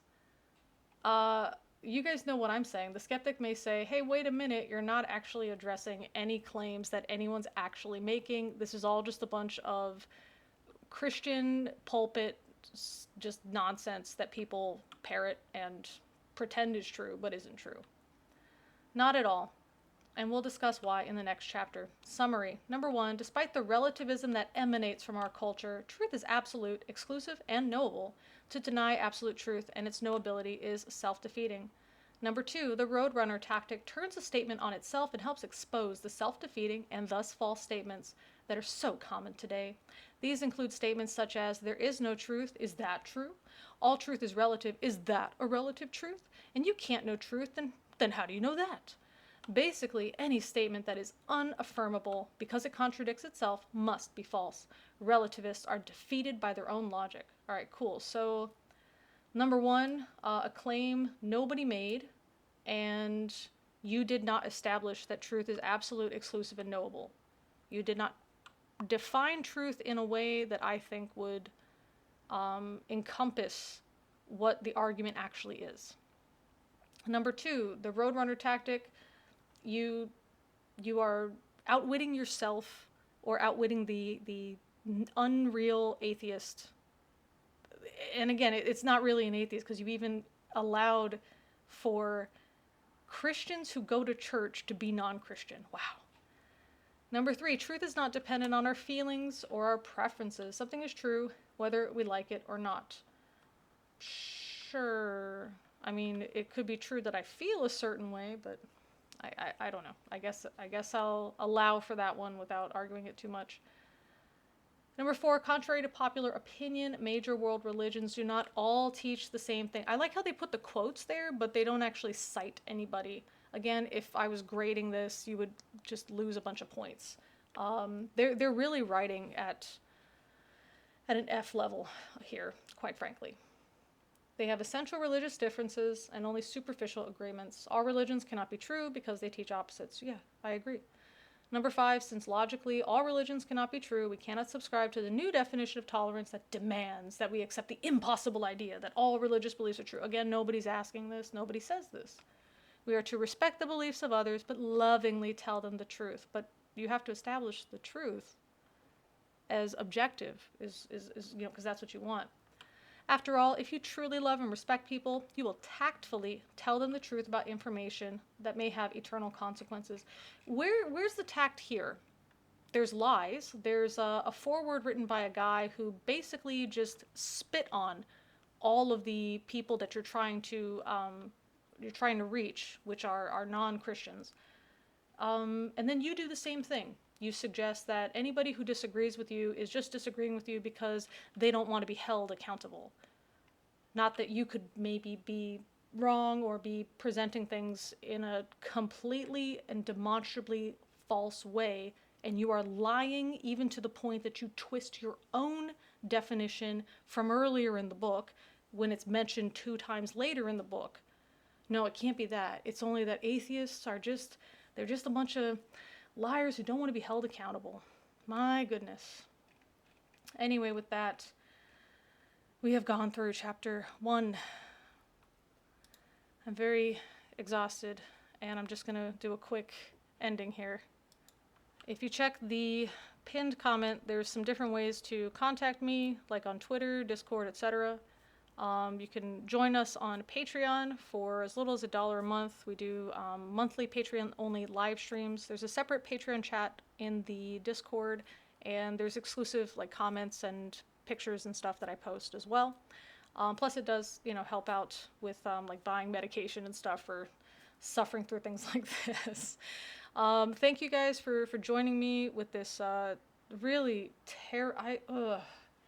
every time I read this, it gets worse in such an unpredictable way, and I don't know. I feel like we're just being taken down all these unnecessary side roads just to make the meter on the taxi go up. Just to charge us more money and make us feel like we've done something, we've read something, we've learned something, and in reality, it's just a bunch of driving around in circles that nobody asked you to do, and we're going nowhere. On top of that, so. That being said, as always, guys, thanks for listening.